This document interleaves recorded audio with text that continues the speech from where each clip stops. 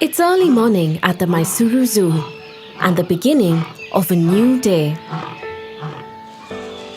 Our zoo is one of the oldest in India and was established in 1892 by the 23rd Maharaja of Mysore, Sri Chama Rajendra Wodeyar. During his time, it occupied just 10 acres of land. But over the years, it has expanded tenfold and is now home to over 150 species of animals from India and around the world, including wallabies and cassowaries from Australia, hyenas, rhinos, wild dogs and elephants from Asia, giraffes, zebras, cheetahs and hippos from Africa, and tapirs, jaguars and spectacular birds from South America. This film provides a glimpse of typical events during a day at our zoo. We'll introduce you to some unforgettable characters and even give you a sneak peek behind the scenes. Join us on this expedition and discover why we have been consistently rated as one of the best zoos in Asia.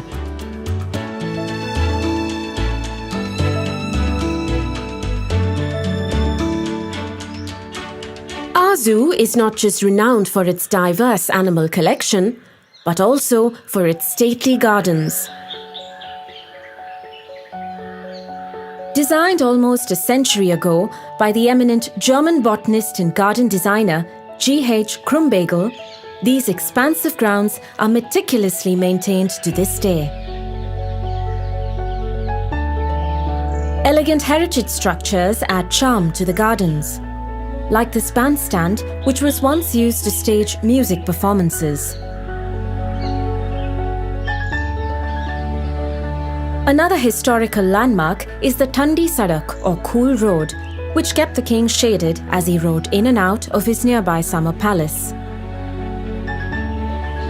Today, you can experience both the old world charm of the Maharajas and the excitement of a modern zoo. Set in the heart of Mysuru, our zoo is one of the city's main attractions and is visited by over 3 million people every year. On weekends and holidays, the zoo takes on a bustling carnival-like atmosphere with visitors from everywhere. For many of them, a day at our zoo is their first or closest encounter with the marvels of nature.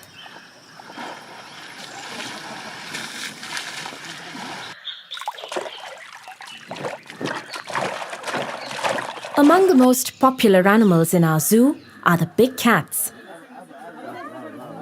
The glass frontage of our cheetah and leopard enclosures provides an amazing viewing experience.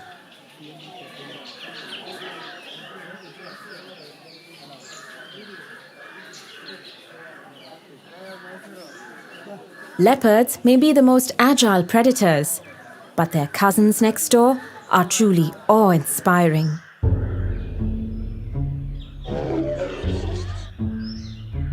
This handsome fellow is Prithvi.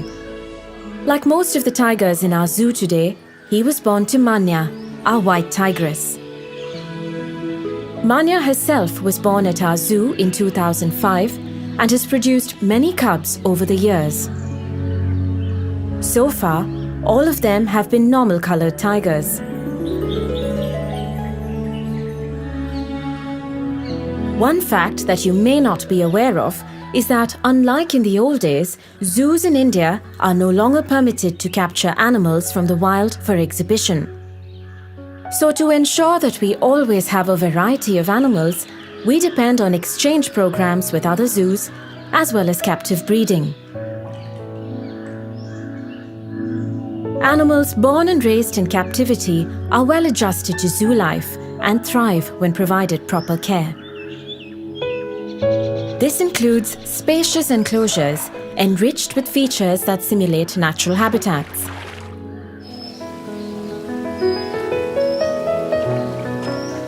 Well-designed enclosures not only have aesthetic appeal, but also create a sense of comfort and well-being for the animals. This rock in his enclosure is a habitual vantage point for Darshan, our own Lion King. The earthen mound in their enclosure is a favourite spot for our Indian grey wolves.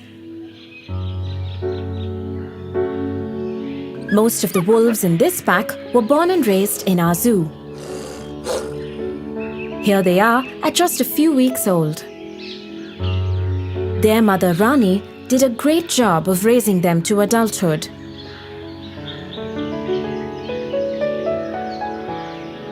Across from the wolves are the dholes, which are also known as Asiatic wild dogs. They are smaller than wolves and have a shorter snout.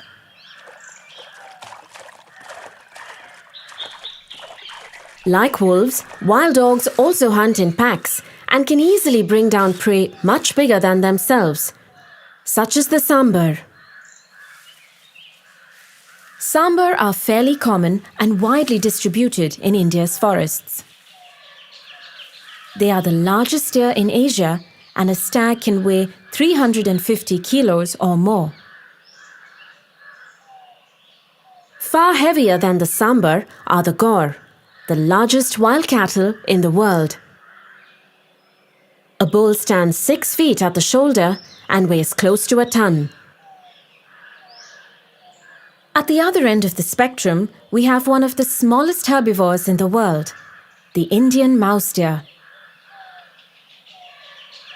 An adult like this one stands just 13 inches tall and weighs a mere 3 kilos.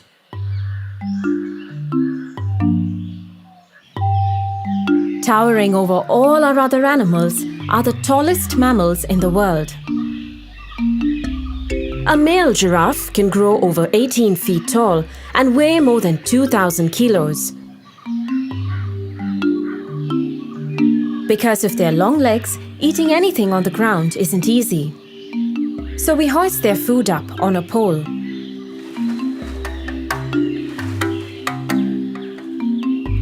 A giraffe can extend its tongue by as much as 18 inches. This enables it to pluck leaves high up in the canopy. Most of the giraffes in our collection were born here and continue to breed well. At over 4 tons, the heaviest animal in our zoo is Rambo, our African elephant. Rambo is rarely seen without his faithful sidekick, a yellow-billed egret. The elephant's dung attracts insects, which the egret is quick to snap up.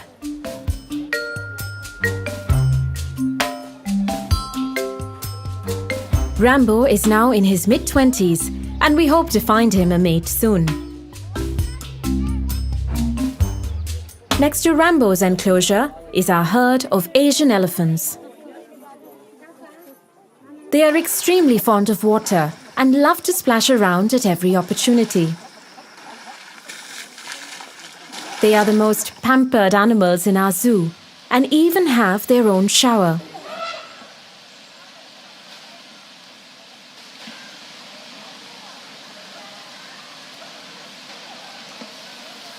Elephants have enormous appetites and must be fed throughout the day.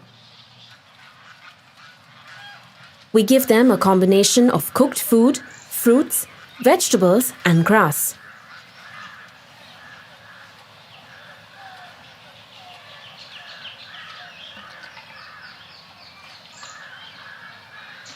Keeping our animals well fed and healthy is our top priority, and it's quite an exercise. Every day, truckloads of food arrive at the zoo, bringing 300 kilos of meat, 400 kilos of fruits and vegetables, 750 kilos of grains, pulses and bran, and 6,000 kilos of grass and green fodder. Only the freshest and best grade of food is fed to our animals, and all items are subjected to stringent quality checks. Our kitchen staff prepares the right type of food for each species. It's a race against time every morning, catering to the many hungry mouths waiting for their breakfast.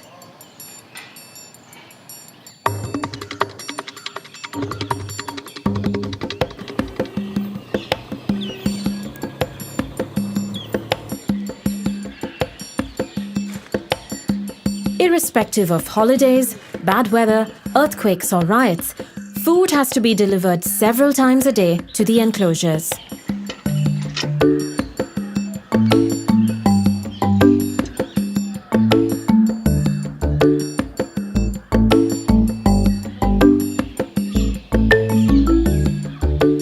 Of course, where there's an abundance of food, uninvited guests are never far behind.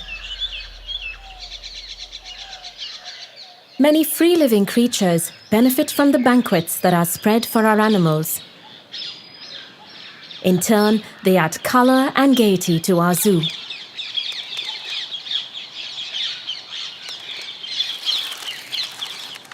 Some of our birds and animals need special food.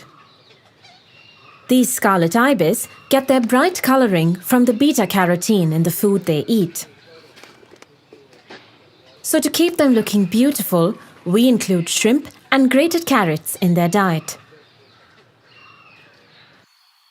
We also breed and raise mealworms because some animals need insects in their diet at least a couple of times a week, like this African bat-eared fox.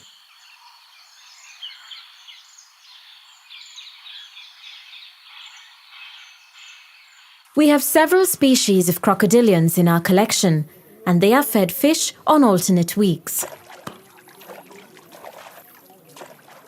Our otters, on the other hand, need fresh fish every day. Here comes their keeper with lunch.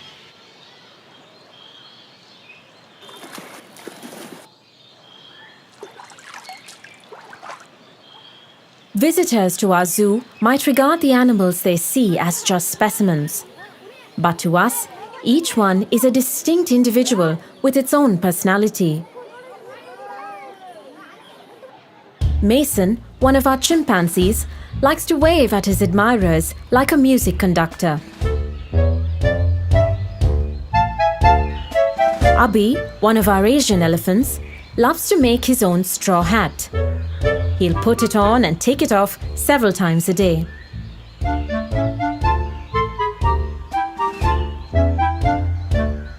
This ostrich pair might look like a happily married couple, but for some reason, the male seems to regard his keeper too as a potential mate. Anytime he's nearby, the male will woo him with an elaborate courtship display.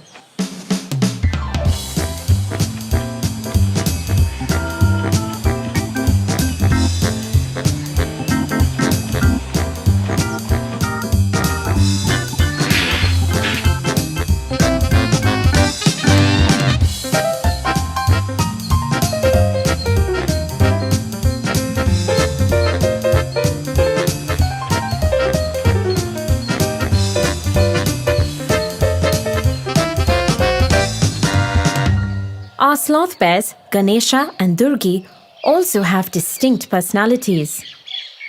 They were raised together as cubs and are very attached to each other. Ganesha is the adventurous one and is always getting up to some mischief. His mate Durgi, on the other hand, likes to take it easy.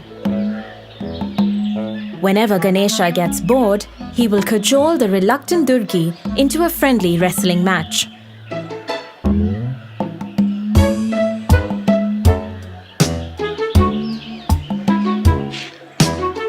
It's all in good fun and no one gets hurt.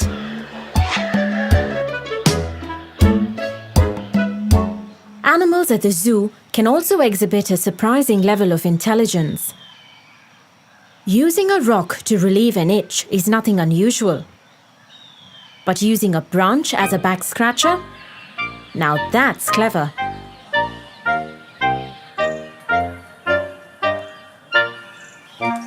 When his keeper enters the enclosure every morning, Krishna, the hippo, will literally demand a mouthwash.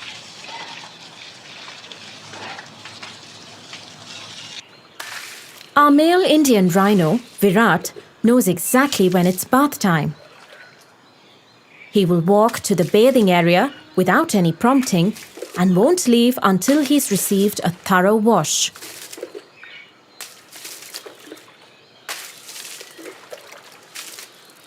Like Virat, many animals at the zoo develop a close bond with their keepers. But don't be fooled. Only their keeper can get this close. Zoo animals can be very dangerous, and the rest of us must always stay behind the railings. However, if you would like a closer bond with our animals, you can participate in our adoption program and sponsor the upkeep of any of our animals. As a sponsor, you will get special visit privileges, and your support will help take care of some of our feeding expenses.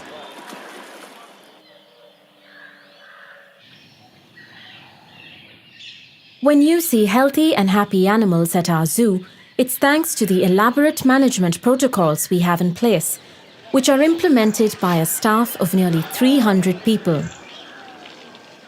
You may not notice them, but they are everywhere, quietly doing their jobs.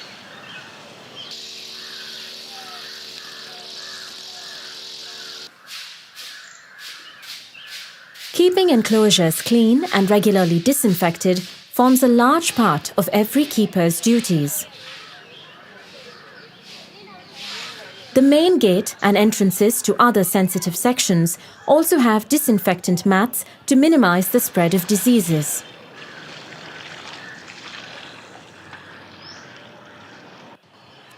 Preventive medicine, too, is a crucial aspect of our animal healthcare routine.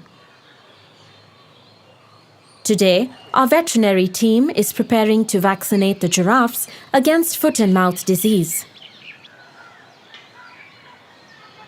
The syringe is loaded into a special gun and then fired into the animal's rump.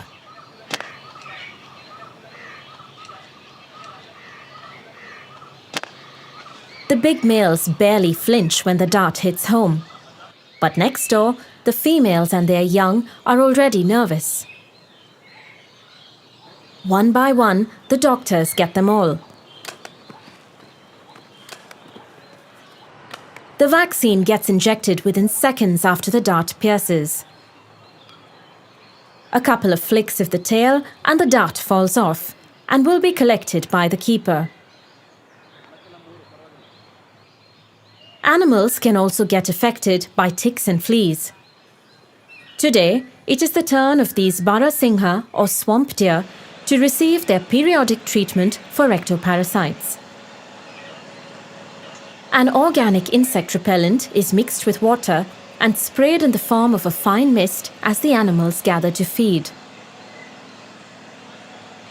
Despite all these precautions, however, animals do get sick sometimes and are treated at our zoo hospital.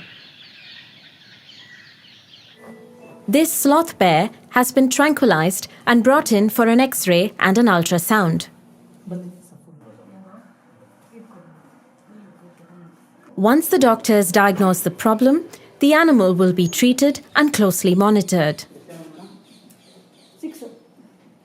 The zoo hospital also houses our animal orphanage. This is Jamundi.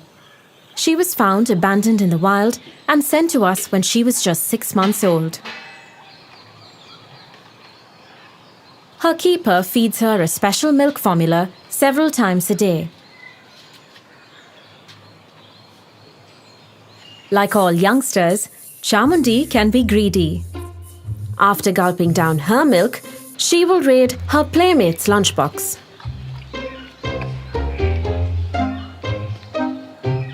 The Gaur calf must eat quickly before Jamundi finishes everything.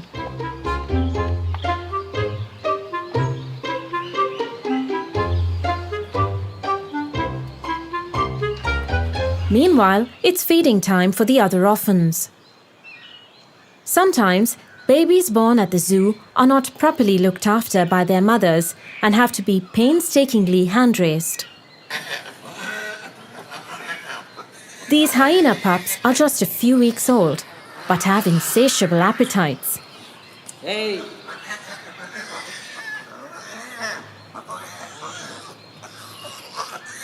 They are absolute rowdies and can be quite quarrelsome at feeding time.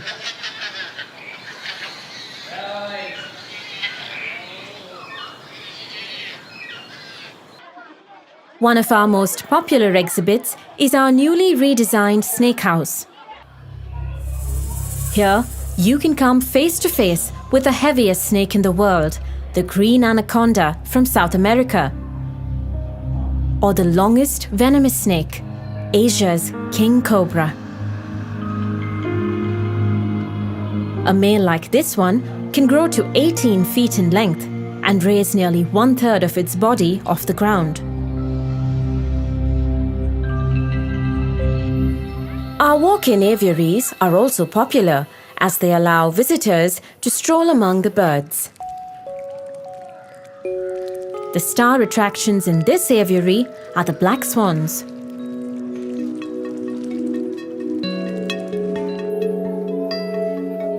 Our zoo has been a great venue for inspiring a love for nature in young minds.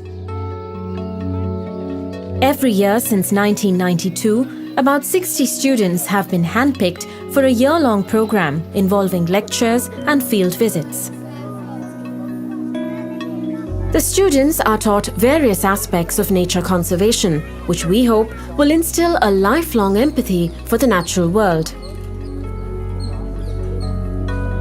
We also pride ourselves as a clean and green zoo and recycle much of the organic waste that is generated.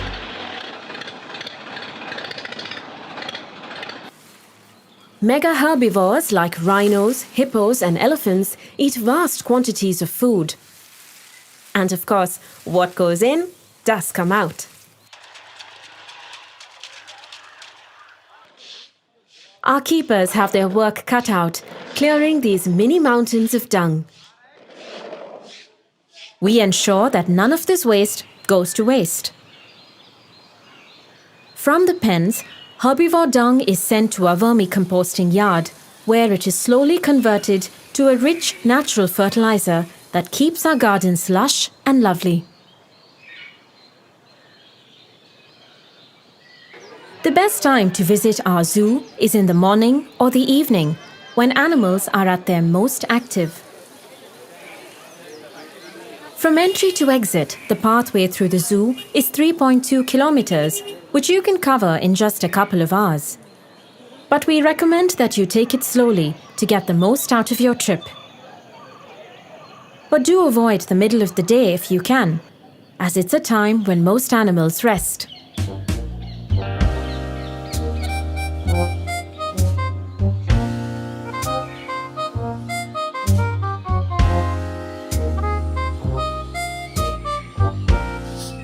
While most visitors come to our zoo to see animals, we also have a great variety of trees from all over the world.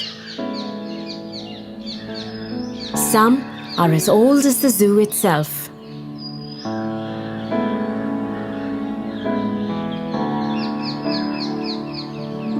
For over a century, these grounds with their magnificent trees and animals have been an important part of Mysuru's rich heritage. It has been our constant endeavour to provide the best conditions for our animals and to ensure that visitors have a memorable day at our zoo. We are immensely proud that what started as a Maharaja's private menagerie has evolved into a vibrant and dynamic public institution.